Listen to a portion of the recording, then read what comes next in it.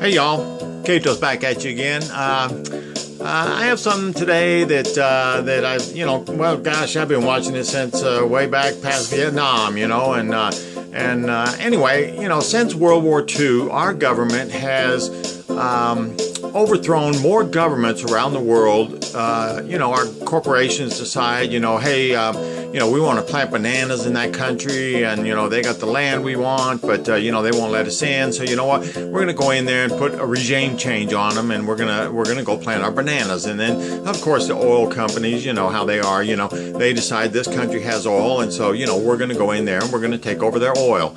And so of course our corporations say, hey, we've got to start a war, and we first of all we got to have a coup. We got to get somebody in there who will follow what we do. So anyway, today's lesson, if you will, is We Never Met a Coup That We Didn't Like by Cato Sweatham.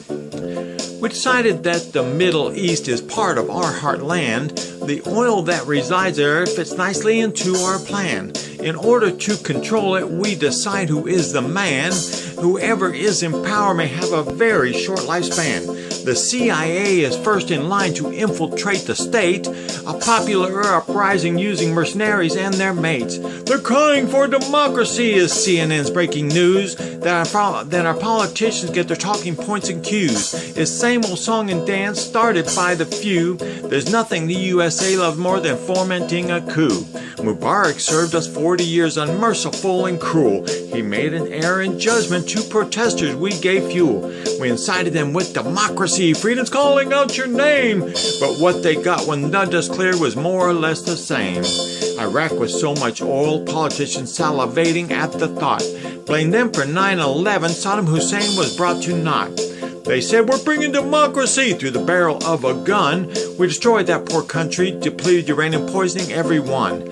Millions killed and displaced, the situation grim and dire. There's still 1,000 deaths a month, a tragic, sad quagmire.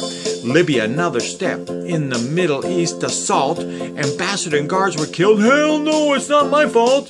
Fingers pointing everywhere. It was humanitarian affair. Murdering Muammar Gaddafi, the CIA does it with such flair. Syria, the next in line, a cakewalk, so we thought. They started with an uprising, but look what they have wrought. Millions of people have been displaced, hundred thousands of them dead, while we back mercenaries eating hearts and chopping heads. Well, the masters of the universe, well, they don't care how many die, as long as they get what they want and blame the other guy.